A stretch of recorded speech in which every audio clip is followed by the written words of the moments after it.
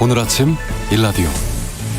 언제 그렇게 비가 쏟아졌나 싶을 만큼 맑은 하늘이 드러났습니다. 장마전선이 물러나면서 호우특보가 내려졌던 자리를 폭염특보가 채우고 있는데요. 가끔 소나기 지날 때를 제외하고는 한동안 굉장히 더운 날들이 이어지겠습니다. 그런데 아직 장마가 완전히 끝났다고 보기는 이르다고 하죠. 이번 달 안에 남해 먼 바다에서 태풍이 생성될 경우에 장마 전선이 또다시 형성될 수 있다는 예보입니다. 안전한 여름을 나기 위해서 또 한 번의 단단한 대비가 필요해 보이는데요. 비 피해를 입은 지역에선 탈 없이 빠른 복구 작업이 진행됐으면 하는 바람이고, 많은 비가 쏟아졌을 때 위태로웠던 지역들에서는 비가 그친 지금 다시 한번 꼼꼼하게 살피고 대비책을 마련할 수 있어야겠습니다.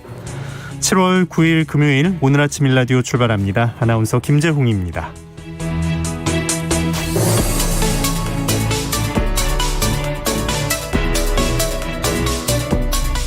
금요일 새농퀴 당첨자 발표가 있는 날입니다. 이번 주 정답 또 선물 받으실 분들을 지금 알려드립니다.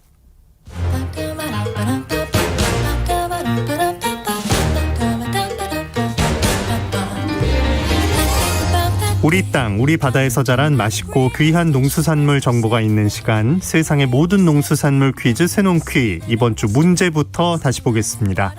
사포닌 성분이 들어있어서 쌉쌀한 맛이 나는 이것, 길경이라고도 부르는 이것, 초롱꽃과의 다년생 식물로 생채로도 먹고 볶아서도 먹고 말려서 차로도 마시는 이것, 심심산천에 꽃을 피우는 이것은 도라지였습니다.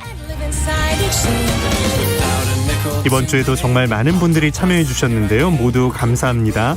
농촌진흥청에서 제공하는 웰빙 잡곡 세트는 5297번을 비롯한 3분께 보내드리고요. 8888, 9992번을 비롯한 27분께 모바일 커피 쿠폰을 보내드리겠습니다. 당첨되신 분들의 번호는 오늘 아침 일라디오 홈페이지 공지사항 게시판에 올려놓겠습니다. 개별적으로 또 연락드리고 있으니까요. 기다려주시기 바랍니다. 우리 농수산물에 대한 다양한 정보가 있는 시간, 세상의 모든 농수산물 퀴즈 새농퀴. 다음 주에도 풍성한 선물과 함께 돌아오겠습니다. 많은 참여 기다리고요. 우리 농수산물도 더 많이 애용해 주시기 바랍니다.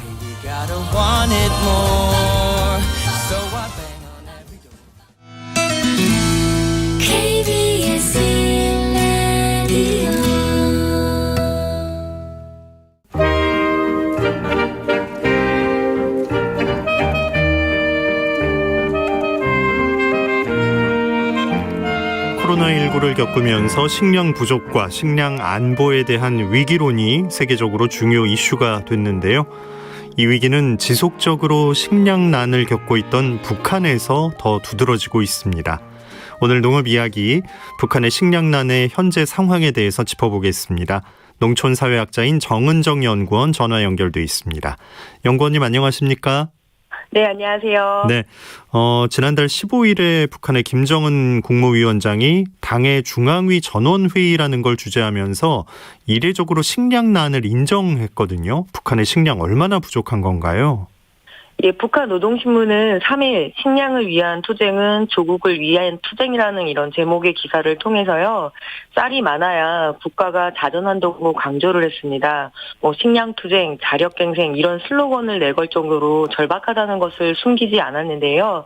FAO, 즉 세계식량농업기구와 WFP, UN 세계식량계획이 추정하는 2020년 북한의 곡물 소요량 575만 톤과 그리고 농촌진흥청도 이렇게 북한의 곡물 생산량을 늘 추정을 하는데요. 464만 톤이 생산이 됐다라고 이렇게 비교를 하면 111만 톤의 곡물이 부족하다는 계산이 나왔습니다. 네. 그래서 지금 이렇게 좀 많이 코로나나 여러 가지 상황 때문에 어려운 상황이다라고 진단을 내리고 있는데요. 여기에 또 보태면은 세계 식량 위기 연례 보고서를 보게 되면 북한의 지금 식량의 상태를 위기 상태로 진단을 했거든요. 그래서 조금 예의주시를 해야 될 것 같습니다. 통일연구원이 분석을 해보니까 그 식량 가격을 당국이 개입하는 게 이제 한계에 다다랐다, 이런 가능성이 있다, 이런 얘기를 하고 있네요.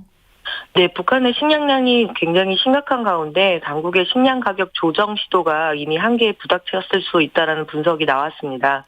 통일연구원의 그 보고서에 따르면 북한 내 쌀 가격이 올해 춘분기에 접어들면서 1kg당 0.5에서 0.6달러였는데 최근에 0.9에서 무려 1.4달러까지도 급등하면서 이렇게 쌀 가격이 이렇게 높다 보니까 더욱더 구하기가 어려워지는 그런 상황이라고 밝혔는데요.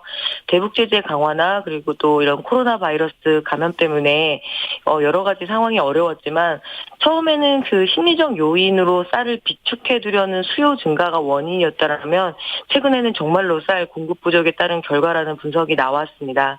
지난해 코로나19 방역 차원에서 국경을 철저하게 봉쇄를 하면서 비료 수입도 제대로 이루어지지 않았고요. 그래서 그 영향이 지금까지 이렇게 이어지고 있다라고 분석을 하고 있는데요.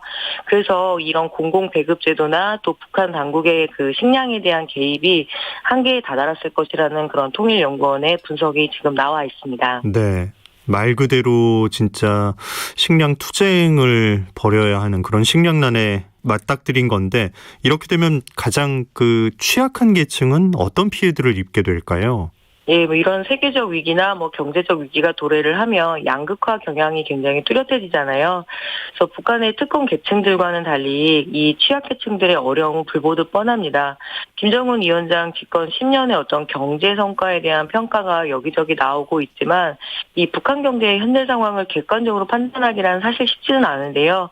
여러 국제 구호기구들의 그 북한의 영유아 그리고 임산부 취약계층의 역량 상태가 굉장히 매우 우려스러운 상황이라고 지금 계속 타전되고 있는데요.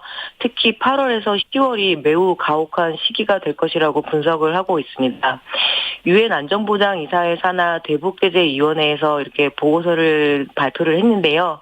지금 북한 내 44만 명의 어린이와 그리고 임산부 등이 미량 영양소를 공급받지 못하고 또 급성 영양 실조를 겪는 그 9만 5천 명의 어린이가 있다라고 이렇게 조금 위기다라고 이야기를 하고 있는데 예, 저희도 빨리 주목해서 좀 봐야 될 것 같습니다. 곧 다가올 3개월이 아주 위험해지겠네요. 이런 극심한 식량난의 원인은 뭐죠? 예, 뭐 국내적 요소와 국외적 요소 모두 겹쳐 있는데요. 일단 코로나19의 발생으로 북한과 중국 국경이 전면적으로 봉쇄가 됐고요. 국제사회의 대북 경제 제재가 풀리지 않는 상황에서 여기 아프리카 돼지열병까지 겹쳤습니다. 북한의 농업 부분은 이런 여러 가지 어려움들이 한꺼번에 지금 그 고통을 겪고 있는데요. 네. 특히 지난해 초부터 코로나19 방역을 위해서 국경을 봉쇄를 하다 보면 가장 시급한 게 식량 그리고 비료 수입이 중단이 될 수밖에 없었고요. 여기에 또 태풍과 홍수까지 거쳐서 식량 수급 상황이 더 나빠진 것으로 정부는 파악하고 있습니다. 2000년대 이후 북한 경제의 성장을 이끈 두 가지 요인을 꼽는다라면 장마당과 대외 무역 등을 들 수가 있는데요. 네. 1990년대 고난의 행군 당시 국가가 보장하던 배급제가 사실상 중단이 되었습니다. 수십만 명의 당시 아사자가 발생을 했고 북한 주민들은 먹고 사는 문제를 좀 스스로 해결하기 위해서 여러 노력을 기울여 왔는데요. 결과적으로는 좀 그 시장이라고 할 수 있는 장마당이 크게 성장을 했습니다. 그래서 북한도 뭐 공식적으로 인정하지는 않지만 이 경제 활동들을 인정을 해왔거든요. 예. 예, 하지만 2020년 코로나19 발생 때문에 북한은 이 중국과의 접경 지역을 굉장히 엄격하게 통제를 하게 되면서 이 장마당이 굉장히 축소가 됐다라고 알려져 있습니다. 그렇기 때문에 그 식량의 해결 문제가 더욱더 어려워지는 그런 상황들이 겹쳐 있는 거고요. 네. 외부와 이렇게 막힌다면 기본 생산이라도 좀 풍작이 되면 좋을 텐데 이게 기상이 또 요새는 예측을 할 수가 없으니까 여기서 또 피해가 발생을 하는 거죠. 네, 뭐 기후위기가 북한이라고 피해갈 수가 없잖아요. 네, 무엇보다는 이에 대한 대응 능력이 문제인데요. 복구할 수 있는 기간 시설이나 자원 그리고 인력이 필요한데 또 그리고 식량은 교역적 측면이 굉장히 중요합니다. 유사시 식량 수입 즉 무역도 필요한데 이 부분에서 북한이 큰 어려움을 겪고 있습니다. 수해와 가뭄이 주기적으로 발생을 하지만 이에 대한 대응 여력이 너무 부족한 것도 중요한 원인이고요. 그리고 산림 녹화 상황이 굉장히 안 좋다라고 합니다. 그래서 뭐 조금 약한 비에도 이 집안이 침하거나 여러 가지 그런 문제들이 더 자연적인 그 재해가 더욱더 커지는 하는 그런 악순환이 좀 반복되고 있거든요. 네. 최근에 이 식량 위기는 정말 심각하다라고 볼 수밖에 없는데, 근데 이 코로나19 이전에도 지속적으로 얘기는 있었잖아요. 네, 앞서서 김정은 위원장이 90년대 수십만의 아사자를 낸 고난의 행군 시기를 직접 입에 올렸다는 것은 그만큼 식량 상황이 엄중하다는 뜻으로 읽히는데요. 근데 그동안에 그 북한 주민들이 최소한의 어떤 식량 자금 능력을 확보해 오고 있다는 분석도 같이 존재하고 있습니다.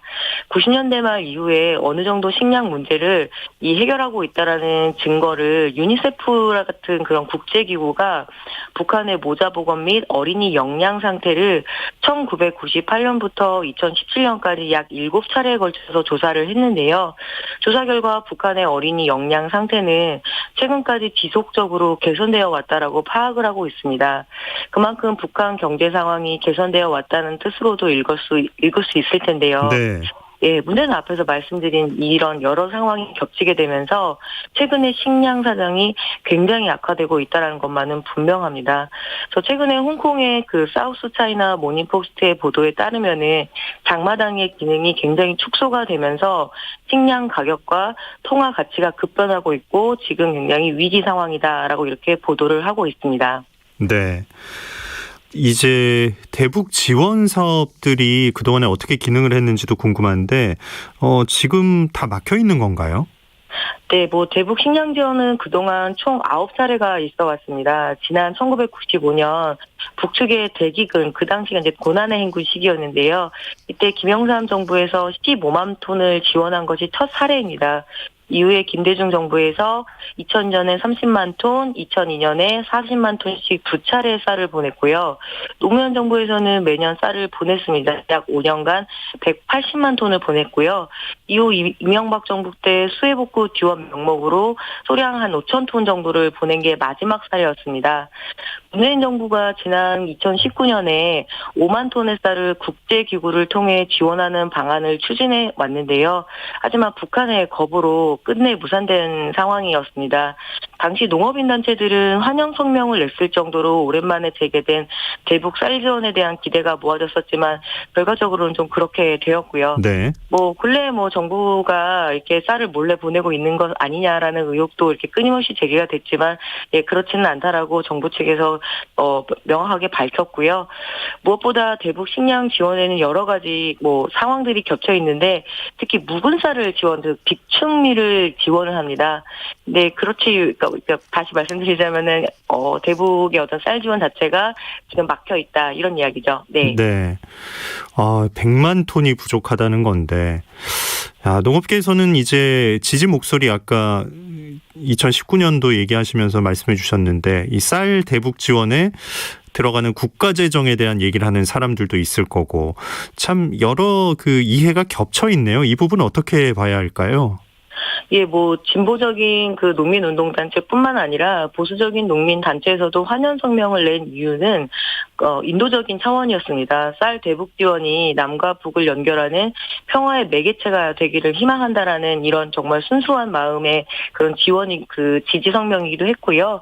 그리고 무엇보다도 이 쌀의 어떤 가격 조정 기능도 분명히 있습니다. 가정에서는 햇쌀을 주로 소비를 하지만요. 비축미 같은 경우에는 관리 비용도 매년 5천억 원에 든다라고 이렇게 알려져 있거든요. 또 쌀 외에도 양념 채소들이나 잡곡들이 과잉 생산되거나 혹은 소비 부진으로 폭락을 하는 경우가 왕왕 있습니다. 이럴 때 어떤 수급 조정이나 산지 가격 안정화를 위해서라도 대북 지원은 꼭 필요하다라고 보는 그런 현실적인 판단이 있는데요. 특히 쌀 같은 경우에는 남한과 북한이 같은 동포이기 때문에 식문화도 같거든요. 그래서 지원을 한다라면 동포에게 지원하는 것이 맞다라는 것이 기본 농촌의 정서이기도 합니다. 네. 자, 북한 지도층의 이례적인 식량난의 언급, 우리와 또 미국의 민생 관련한 제재는 좀 풀어달라는 메시지를 제시했다라는 분석도 나옵니다. 인도주의적인 측면에서 좀 해법을 찾을 때가 아닌가 생각해보게 되네요. 네, 북한의 긴장도가 높아지면 한반도 평화의 걸림돌이 되거든요. 그 긴장도의 핵심은 바로 식량 문제일 겁니다.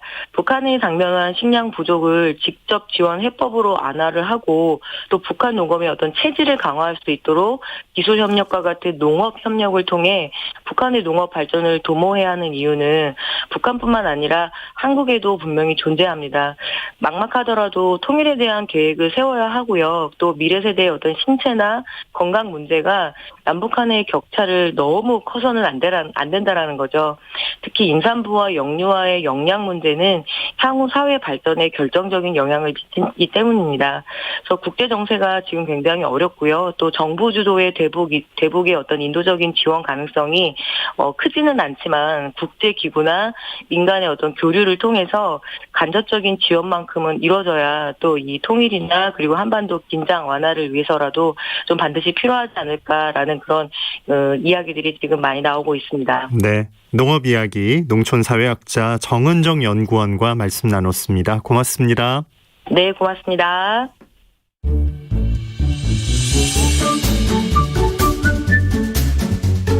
아침을 여는 기분 좋은 습관. KBS 오늘 아침 1라디오.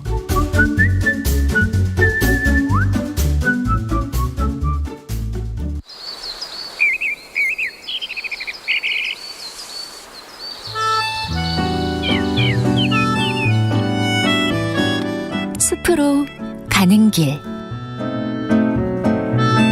숲으로 가는 길, 숲해설가 김서정 작가와 함께합니다. 안녕하십니까? 네, 안녕하세요. 네, 오늘은 어느 숲으로 우리를 데려가 주실 건가요? 네, 여름입니다. 이 기온과 습도가 높은 여름 좋은 감정을 유지하기가 어렵습니다. 기온이 상승하면 땀이 많이 나오는데요. 습도까지 상승하면 발한 기능이 떨어져 땀이 마르지 않아 불쾌감을 느낀다고 합니다. 또 바깥 활동이 주로 활동량도 떨어지는데 이런 상황이 정신 건강에 좋지 않은 영향을 준다고 하는데요. 그래서 오늘은 빠른 시간에 좋은 감정을 되찾을 수 있는 경기도 가평 자태한기 푸른 숲을 소개해드리겠습니다. 저 숲은 일단 들어가면 이제 기분이 좋아지는 건 사실인데 네. 빠른 시간에 좋은 감정을 되찾아준다. 정말 대단한 곳이네요. 아, 가평하면 역시 자시니까 잣나무가 많은 곳인가요? 네, 자태한기 푸른 숲은 잣나무가 상당히 많고요. 네. 다음은 이제 편백나무, 소나무에 버금가는 잣나무의 풍부한 피톤치드가 뿜어져 나오는 곳입니다. 예. 전국 단위는 아니지만요. 그것은 경기도 내 산림 휴양지 가운데 연평균 피톤치드 농도가 가장 높은 것으로 알려져 있습니다. 이 피톤치드의 비밀이라는 책을 보면은요. 후각, 미각, 청각, 촉각, 시각이 감정과 지각에 미치는 영향 비율을 조사한 실험이 나오는데요. 네. 결과를 보면 후각은 8대4, 미각은 6대6, 청각과 촉각은 4대8, 시각은 2대10입니다. 그러니까 감정 변화에 냄새가 가장 큰 영향을 끼칠 수 있다는 건데요. 보는 것은 지각 능력, 즉 앞에 펼쳐진 상황 파악에 가장 큰 기여를 한다는 것입니다. 그래서 후각이 감정을 뒤흔드는 힘이 큰 것은 이 감각에 따라 응답하는 뇌의 구조가 다르기 때문이라고 하는데요. 보고 듣는 것은 대뇌피질을 거쳐 뇌의 깊숙한 곳에 있는 정동회로로 들어가 감정적인 색채가 가미되는데 이 후각 신호만은 이 대뇌피질을 거치지 않고 정동회로로 직행을 하기에 우리가 의식하지 못하는 사이에 감정 반응이 일어나는 구조를 가지고 있다고 합니다.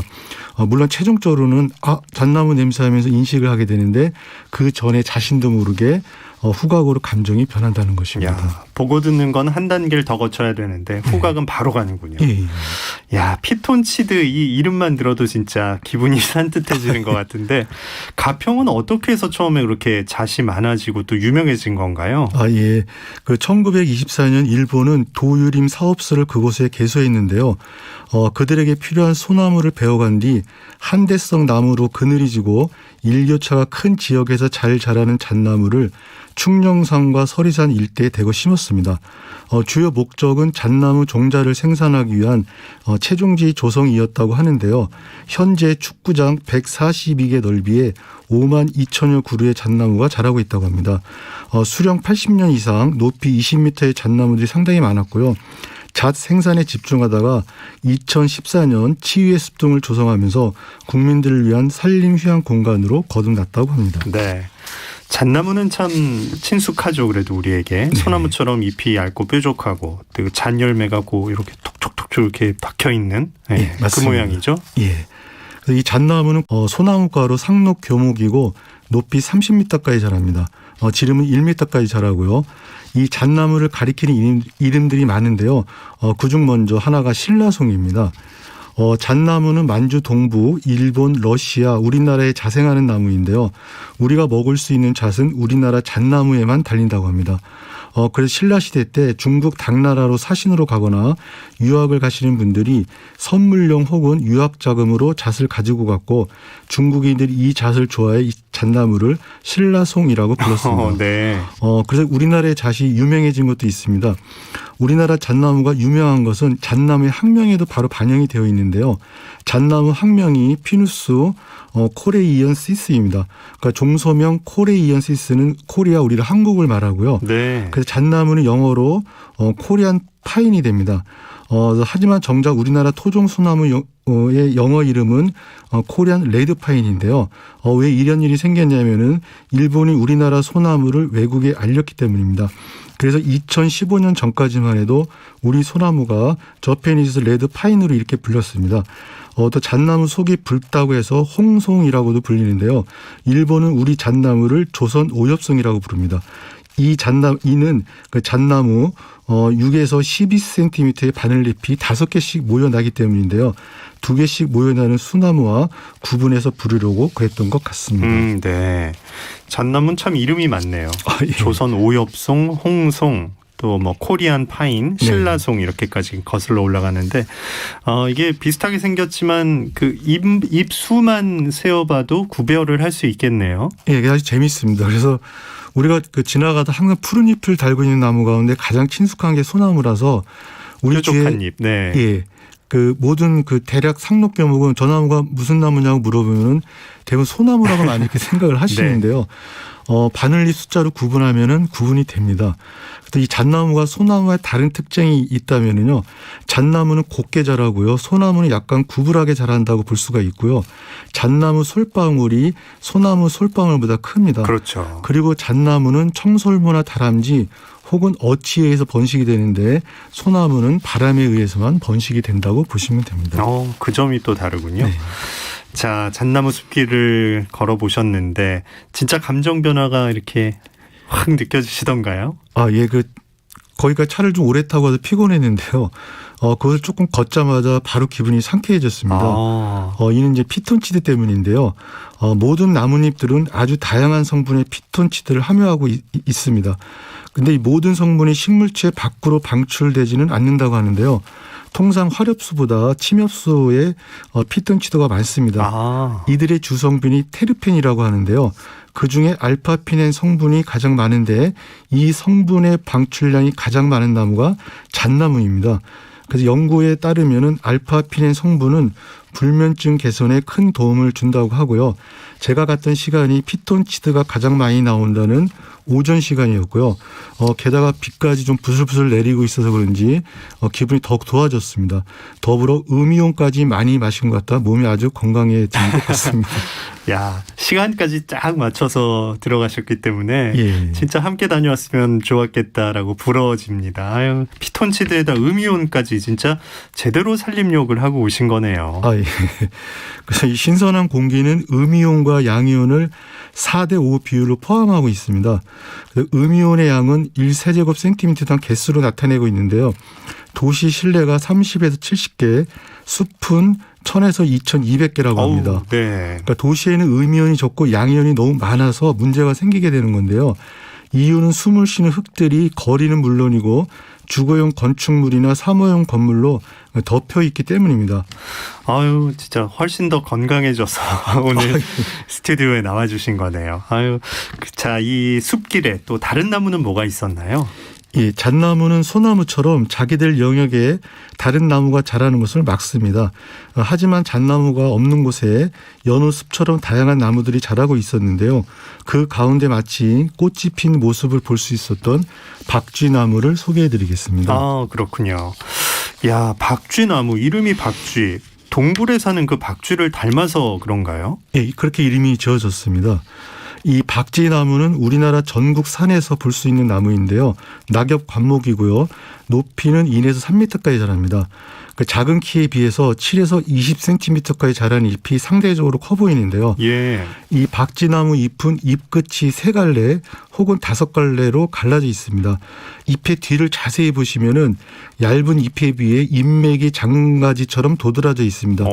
이 모습이 마치 박쥐 날개 모양을 닮았다고 해서 박쥐나무라고 부르고 있습니다. 이 박쥐나무의 종소명이 플라타니포리움 바르트리로붐인데요. 플라타니포리움은 플라타나스라고 부르는 버준나무의 큰 잎을 닮았다는 것이고요. 네. 그다음에 바르는 버라이어티 즉 변종이라는 뜻인데 트리로붐은 잎이 3갈래로 갈라진다는 뜻입니다. 그래서 변종 직전의 나무인 원종이 있겠죠. 이 원종이 단풍 박쥐나무라고 하는데 학자에 따라 지금은 같은 나무로 분류를 하고도 있습니다. 예. 잣나무 숲에서 또 박쥐나무로 시선이 옮겨간 이유, 그게 뭐였을까요? 네, 꽃 때문입니다. 이 커다란 잎 아래에 들이고 있는 특이한 모습의 꽃이 피어 있었는데요. 이 꽃에도 보릿고개가 있다고 합니다. 봄에 벚꽃, 개나리, 진달래, 그다음에 층층나무, 떼죽나무, 아카시나무 등이 우리 눈을 화사하게 해주는데 이들이 모두 사라지고 나면 나무에서 피는 꽃을 만나기가 쉽지가 않습니다. 그럴 때 만나는 꽃은 정말 반가울 텐데요. 네. 그 중에 하나가 박쥐나무 꽃입니다. 이 박쥐나무 꽃은 커다란 잎에 가려 있어 지나다가 눈에 띄는 꽃은 아니라 관심을 갖고 찾아야 볼 수 있어서 더욱 반가운 꽃인데요. 6월에 3가지 잎 겨드랑이에서 하나에서 5개씩 하얀 양성화가 모여서 달립니다. 길이 3cm 정도의 꽃잎이 6개인데요. 시간이 지나면 신기하게도 이 꽃잎들이 바깥쪽으로 둥글게 말립니다. 그리고 가지런한 수염처럼 12개의 노란 수술이 모습을 드러내고요. 거기에 1개의 하얀 암술이 있습니다. 이 꽃잎이 말에 올라가는 모습은 정말 신기한데요. 이는 곤충이 수술에 쉽게 접근할 수 있도록 박쥐나무가 취하는 배려이자 전략이라고 볼 수가 있고요. 이 모습이 마치 찜질방에서 양머리를 한 듯한 모습이라서 환상적입니다. 네. 꽃의 보릿고개 만나게 되는데 또 꽃잎이 말려 올라가는 것도 네, 참 네. 특이하겠어요. 잣나무 숲길 진짜 후각도 즐겁고 몸도 건강해지면서 또 박쥐나무 꽃을 보면서 시각이 즐거운 그런 시간이 되셨겠네요. 예, 맞습니다. 그래서 그 영국 철학자 데이비드 휴문 그 인간 본성에 관한 논구에서 사람은 이성과 감성의 동물이다. 그러나 이성은 감정의 노예다. 이런 말을 남겼는데요. 이 더운 여름 한순간의 감정 조절 실패로 어려움을 겪는 분들이 많이 계실 겁니다. 특히 기온과 습도가 높은 여름에 더 심해질 수가 있는데요. 오후보다는 오전에 숲에 들어가 좋은 바람을 쏘이고 나오시면은 좋은 감정이 생기고 그러면 이 더운 여름 하루가 상쾌하지 않을까 생각해 봤습니다. 네, 숲으로 가는 길 숲 해설가 김서정 작가와 함께했습니다. 고맙습니다. 네, 감사합니다. 네, 오늘 날씨 알아보겠습니다. 습도가 높아서 날이 꿉꿉합니다. 서울의 경우에 아침 기온이 24도 정도 되는데 습도가 높기 때문에 체감 온도가 3, 4도 정도나 더 높게 느껴지는 아침입니다. 경기와 충청, 영남 곳곳에는 폭염주의보가 내려져 있는데요. 한낮에 대구와 대전 31도, 광주, 제주 30도, 서울은 29도까지 오르겠습니다. 지금 영남과 전남 곳곳에는 대기 불안정으로 소나기 내리는 곳도 있는데요. 당분간 전국에 무더위와 함께 요란한 소나기도 반복되겠습니다. 내일 새벽까지 많은 곳은 80mm 이상의 비가 쏟아지는 곳도 있겠습니다. 피해 없게 대비하셔야겠고요. 여름철엔 작은 우산 하나씩 꼭 챙겨 다니시면 좋겠습니다. 장마 뒤에 무더위가 이어지면 농작물 병해충 발생률도 높아지는데요. 농가에서도 피해 없도록 빠른 대처가 필요해 보입니다. 오늘 아침 일라디오 함께하고 계십니다. 지금 시각은 6시 44분입니다.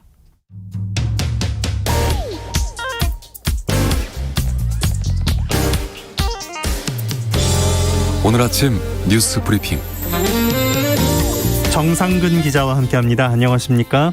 안녕하십니까? 네, 어제 코로나19 확진자 수가 제일 많이 나온 거죠. 1200명을 넘었는데 오늘은 어떨까요? 좀 상황을 정리해 주시죠. 네, 오늘은 어제보다 더 많은 1,300명대 확진자가 나올 수도 있습니다. 일단 어제 이 코로나19 확진자 수가 이 국내 코로나19가 발견된 이후 가장 많은 수가 나왔는데요. 이 1275명이었습니다. 가장 많았던 지난해 성탄절이 1240명이었으니까 35명이 더 많고요. 또 역시 확진자 대부분은 수도권에서 나왔는데 서울에서만 545명, 경기도가 388명, 인천 61명 등 수도권 확진자가 994명이었습니다. 이 정은경 질병관리청장은 현 상황을 4차 유행으로 규정하면서 한동안 현 추세가 유지될 것이다라고 전망했는데요.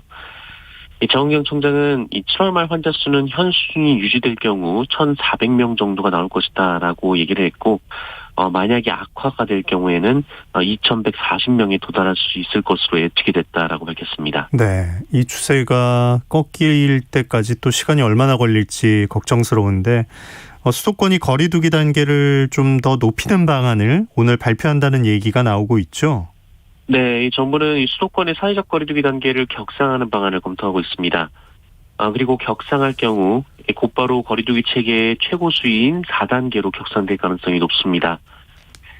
다만 경기도나 인천은 4단계에 미치지 못하는 반면에 이 서울은 아마 오늘 4단계 기준을 충족할 것으로 보여서 서울만이라도 4단계로 격상하는 방안이 거론되고 있는데요. 하지만 수도권 자체가 거대한 하나의 생활 권역이다 보니까 수도권 전체 격상도 유력하게 검토가 되고 있습니다. 만약 4단계가 적용되면 오후 6시 이후로는 2명까지만 모일 수 있고요. 이 설명회나 기념식 등의 행사는 아예 금지가 됩니다. 또 1인 시위 이외에 이 집회와 행사는 전면 금지가 되고 이 결혼식과 장례식에는 친족만 참석을 할 수가 있게 됩니다. 네. 자, 지금 일본은 도쿄올림픽 개막 준비가 한창인데 도쿄 상황도 상당히 안 좋다고요? 네, 일본에서도 감염력이 강한 델타 변이의 확산이 주를 이루고 있어서 확산세가 심상치가 않습니다. 특히 올림픽이 열리는 도쿄의 확진자 수가 어제 900명을 넘기면서 이러다가 올림픽 기간에 1000명을 넘는 거 아니냐라는 우려가 나오고 있습니다. 결국 일본 정부는 긴급 사태를 선언할 것으로 보이고요. 이 올림픽 폐막 이후인 다음 달 22일까지 이 긴급 사태가 적용이 될 것으로 보입니다. 이렇게 되면 원칙적으로 무관중 경기가 치러지는데요. 이 도쿄에서 열리는 개폐회식은 물론이고 대부분의 경기가 관중 없이 치러지게 됩니다. 일본뿐 아니라 지금 전 세계가 델타 변이로 몸살을 앓고 있습니다. 이 백신 접종률이 높은 이스라엘과 영국도 확진자가 많이 나오고 있고요. 특히 이스라엘은 델타 플러스 변이까지 발견이 됐습니다. 이 독일에서도 이미 델타 변이가 우세종이 됐고, 이 미국 확진자 중 상당수도 이 델타 변이 감염자입니다. 이 백신 접종률이 낮은 인도네시아나 방글라데시에서는 확산세가 무섭게 이어지고 있고 사망자도 속출하고 있는데요. 어제 이 코로나19로 사망한 전 세계 누적 사망자는 400만 명을 넘겼습니다. 네. 자, 최재형 전 감사원장이 부친상을 당했는데 정치권 인사들의 발길이 이어지고 있다고요? 네, 이 최재형 전 원장의 부친인 최영섭 예비역 해군대령이 어제 오전에 별세했습니다. 이 최영섭 예비역 해군대령은 6.25 전쟁 발발 직후 동해상에서 남하하던 북한 1,000톤급 무장 수송선을 격침하는 데 공을 세운 이 전쟁 영웅인데요. 네. 앞서 최영섭 예비역 대령은 이 최재형 전 원장의 정치 활동을 반대한 것으로 알려졌는데 최재형 전 원장은 부친이 최근에 마음을 돌렸다면서 이 소신껏 하라거나 대한민국을 밝히라는 등의 말을 남겼다고 전했습니다. 사실상 정치 참여를 선언한 것이다라는 해석도 나오고 있는데요. 네. 정치권의 발길도 이어지고 있습니다. 윤석열 전 검찰총장이 어제 오후 빈소를 찾았고 또 국민의힘 이준석 대표나 외부 대선 주자들과 접촉하고 있는 권영세 의원도 빈소를 찾았습니다. 다만 이 자리에서 정치에 대한 얘기는 나오지 않았다고 또 참석자들이 전해주고 있고요. 또 문재인 대통령도 고위 참모진을 빈소에 보내 위로를 했고 여당 지도부도 조문을 한 것으로 전해지고 있습니다. 네. 윤석열 전 검찰총장과 이준석 국민의힘 대표가 만났다고요? 네, 이미 만났다라고 합니다. 이 두 사람이 지난 6일 따로 만난 것으로 전해지고 있는데요. 이 만나서 국민의힘 입당과 관련해 의견을 주고받은 것으로 전해지고 있는데 이후 윤석열 전 총장은 입당과 관련해서 즉답을 피했지만 이준석 대표는 윤석열 전 총장이 8월 경선에 참여할 것이다라고 밝혀서 두 사람이 이와 관련된 얘기를 나눈 것인지 주목이 되고 있습니다. 한편 국민의힘은 어제 경선준비위원회를 발족시키기도 했습니다. 네. 박근혜 전 대통령에게 특수활동비를 상납한 전직 국정원장들 실형이 확정됐어요. 네, 박근혜 정부 당시 청와대에 특수활동비를 제공한 혐의로 재판에 넘겨진 남재준, 이병기, 이병우 전 국가정보원장들이 실형이 확정됐습니다. 대법원은 어제 이 특정범죄 가중처벌 등에 관한 법률 위반, 국고 등 손실 등 혐의로 기소된 이 전직 국정원장들의 재상고심에서 이 남재준 전 원장에게는 징역 1년 6개월, 이병기 전 원장에게는 징역 3년, 이병호 전 원장에게는 징역 3년 6개월의 자격정지 2년을 선고한 원심을 확정했습니다. 또 이들과 공모해서 청와대에 돈을 전달한 혐의로 기소된 이현수 전 국정원 기조실장에 대해서도 징역 2년 6개월을 선고한 원심을 확정했습니다. 이들 전직 국정원장들은 재임 시절 국정원장 앞으로 배정된 특수활동비 중 각각 6억 원, 8억 원, 21억 원을 박근혜 전 대통령에게 지원한 혐의 등으로 재판에 넘겨진 바 있습니다. 네.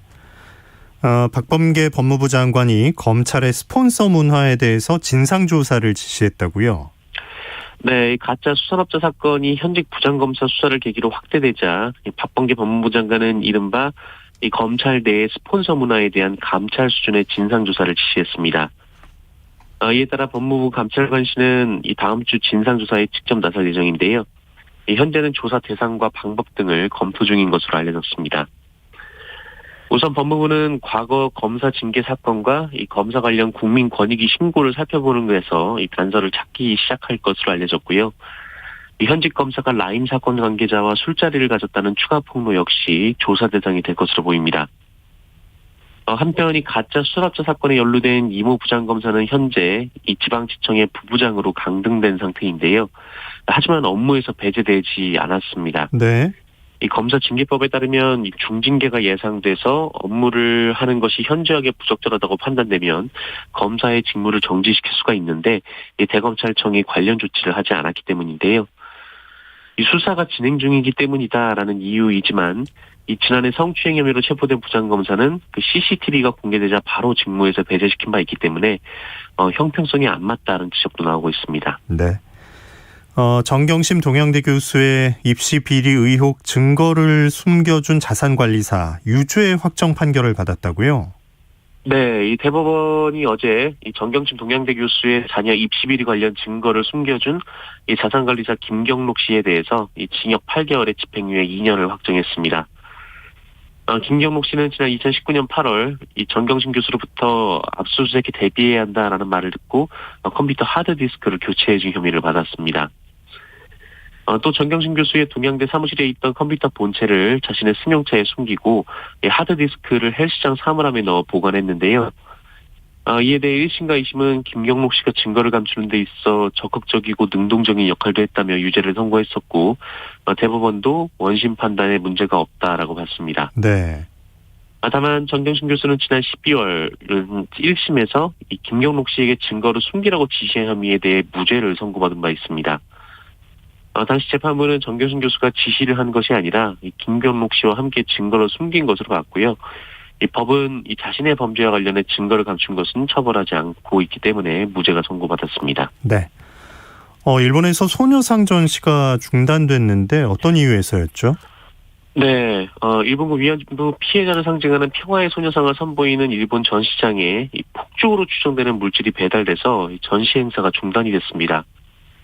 이 소녀상 등을 전시하는 이 우리들의 표현의 부자유전 그 후라는 전시회가 열리고 있는 이 아이치현 나고야시 이 시민갤러리 사카이에 어제 오전 배달된 우편물을 직원이 개봉하려고 하자 이 폭죽으로 추정되는 물질이 파열됐다고 이 교통통신이 보도했는데요. 다행히 부상자는 발생하지 않았습니다만 그 안전상의 우려를 고려해서 주최 측은 행사를 중단한다고 밝혔습니다. 네. 자, 류현진 선수가 시즌 8승으로 전반기를 마감했네요. 네, 미국 프로야구 토론토 블루제이스의 류현진 선수가 이 전반기 마지막 등판에서 시즌 8승째를 따냈습니다. 날카로운 커트에 낙차 큰 커브 그리고 그동안 무뎌졌다는 주목이 체인지업이 살아나면서 류현진 선수가 승리를 거두었는데요. 5이닝 동안 한 점만 내주고 이 제구력으로 삼진 7개를 잡아내면서 승리 투수가 됐습니다. 류현진 선수 본인도 이 제구가 요 근래 들어서 가장 괜찮았다라고 했는데요. 이로써 류현진 선수는 전반기를 8승 5패, 또 평균 자책점 3.56으로 마감할 수가 있었습니다. 류현진 선수는 올스타 휴식기 이후인 오늘 17일 텍사스와의 3연전을 시작으로 후반기를 시작할 예정입니다. 네, 뉴스브리핑 정상근 기자 고맙습니다. 고맙습니다. 자, 김정수님께서 숲 얘기 들으니까 홍천 자작나무 숲 갔던 일이 생각나네요. 오늘 아침 나무 향이 코 속으로 스며드는 것 같다 행복합니다 하셨고요. 8937님 텃밭에 갔다가 장맛비가 내려서 얼른 집에 돌아왔어요.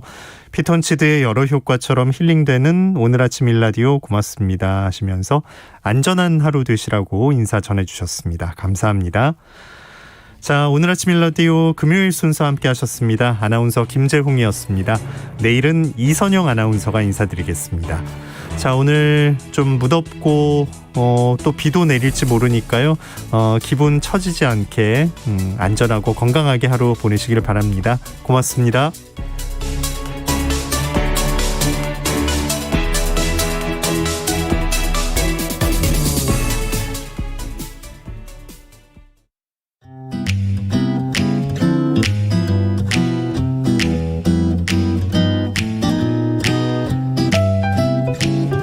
안녕하세요. 바른말 고운말입니다. KBS 1텔레비전에서